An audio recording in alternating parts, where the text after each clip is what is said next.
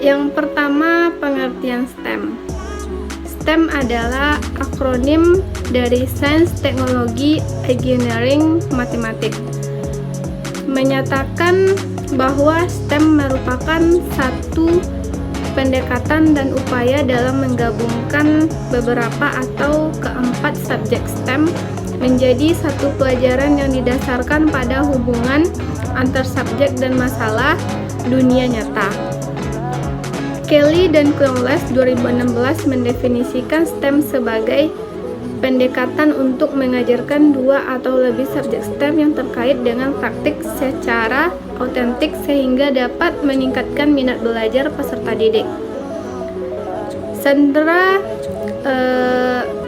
2009 menjelaskan bahwa STEM merupakan suatu pendekatan yang mengeksplorasi dua atau lebih subjek STEM serta satu atau lebih mata pelajaran yang ada di sekolah.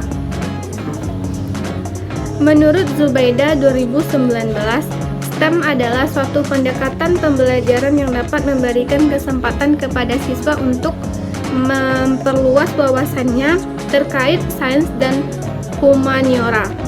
Saat ini, pendekatan pembelajaran STEM juga merupakan kunci utama di dalam dunia pendidikan untuk menghadapi era society 5.0 yang kita rasakan saat ini.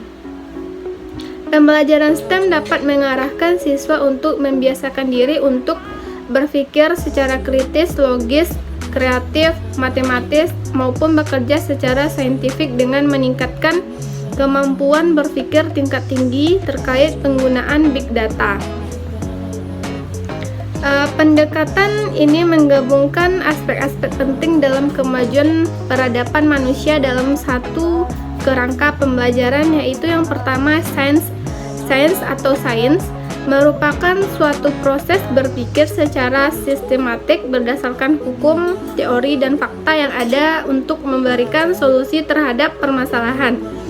Yang kedua, teknologi.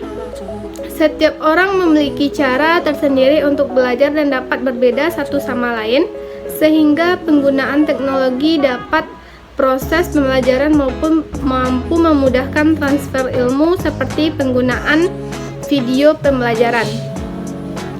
Yang ketiga, engineering atau teknik atau rekayasa merupakan menekankan pada berbagai teknik atau rekayasa yang digunakan untuk mencari solusi permasalahan di dalam kehidupan. Proses rekayasa ini dapat memunculkan pada pola berpikir kreatif untuk menciptakan ide-ide atau solusi baru. Yang keempat yaitu ART atau seni. Seni adalah ukuran dari keindahan atau estetika. Contohnya dapat kita lihat pada ketersediaan media pembelajaran yang menarik pada berbagai sumber sumber seperti video, buku, majalah, atau media lainnya. Yang kelima, matematik atau matematika merupakan suatu proses terkait logika dasar bagaimana segala yang ada di dunia ini dapat diukur dan dievaluasi. Tujuannya adalah untuk membantu memberikan solusi terhadap permasalahan yang dihadapi setiap orang. Menurut Henriksen 2017, kelima hal ini dapat membantu guru untuk mengembangkan desain berpikir untuk mengembangkan suatu proses pembelajaran berbasis STEM. Permasalahan yang dialami oleh mitra pengabdian kepada masyarakat di sini antara lain, yang pertama, kesulitan mengikuti perkembangan ilmu pendidikan yang begitu dinamis. Yang kedua, belum mengenal pendekatan STEM yang diinstruksikan untuk diserap di sekolah. Yang ketiga, belum mampu menerapkan pendekatan STEM dalam pembelajaran biologi.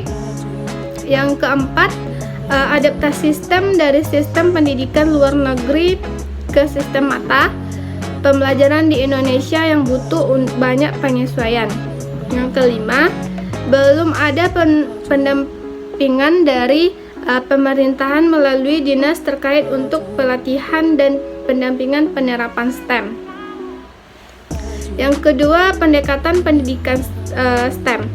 Pada pendekatan STEM tertanam embedded atau pengetahuan mengenai domain mata pelajaran diperoleh melalui penekanan pada permasalahan dunia nyata dengan teknik penyelesaian masalah.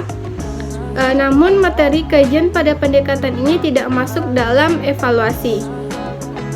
Dalam konteks pendidikan dasar dan menengah, pendidikan STEM bertujuan mengembangkan peserta didik yang melek STEM, yang mempunyai yang pertama pengetahuan, sikap, dan keterampilan untuk mengidentifikasi pertanyaan dan masalah dalam situasi kehidupannya, menjelaskan fenomena alam, mendesain serta menarik kesimpulan berdasarkan mengenai isu-isu terkait STEM.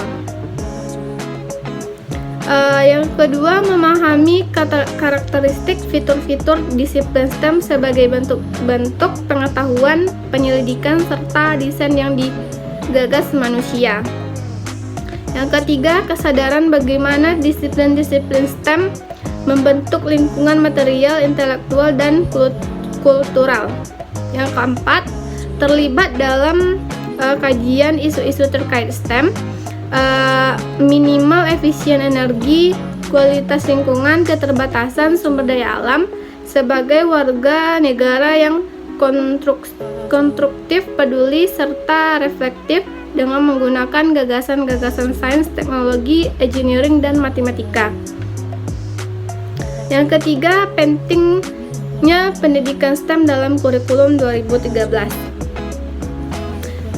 Pendidikan STEM saat ini diadopsi oleh banyak negara sebagai cetak biru inovasi pendidikan, sehingga muncul sebagai gerakan global untuk menjembatani kesenjangan antara kebutuhan dan ketersediaan keahlian yang diperlukan untuk pembangunan ekonomi di abad ke-21. Dalam menghadapi era persaingan global, Indonesia pun perlu menyiapkan sumber daya manusia yang handal dalam disiplin-disiplin STEM secara kualitas dan mencukupi kuantitas. Yang keempat, pembelajaran berbasis pendidikan STEM. Salah satu karakteristik pendidikan STEM adalah mengintegrasikan sains, teknologi, engineering, dan matematik dalam memecahkan masalah nyata, tetapi memiliki berbagai cara, diantaranya adalah mengintegrasikan semua bidang dalam STEM. Namun juga perlu mempertimbangkan materi, media, dan faktor-faktor lainnya. Yang kelima, STEM sebagai pendekatan dalam belajar. Yang pertama, desain engineering. Sifat desain engineering memberi peluang bagi peserta didik dengan pendekatan yang sistematis untuk menyelesaikan masalah yang terkait secara alamiah pada semua subjek STEM. Yang kedua, inquiry science atau scientific inquiry. Kunci pemahaman yang sesungguhnya ialah dengan mempelajari serta sains dalam konteks yang relevan serta mampu mentransfer pengetahuan ilmiah ke dalam situasi yang nyata. Yang ketiga, literasi teknologi. Mitcham 1994 memandang teknologi sebagai proses dengan aktivitas yang meliputi merancang, membuat, menggunakan teknologi. Mitcham 1994 mengidentifikasi 4 cara berbeda dalam memahami teknologi, diantaranya teknologi sebagai objek pengetahuan, aktivitas, dan kemauan. Yang keempat, berpikir matematik. Williams 2007 berpendapat bahwa pada pembelajaran kontekstual dapat memberikan makna pada matematika karena peserta didik ingin mengetahui tidak hanya bagaimana peserta didik menyelesaikan tugas matematika, namun juga mengapa perlu belajar matematika. Baiklah, sekian, terima kasih. Itu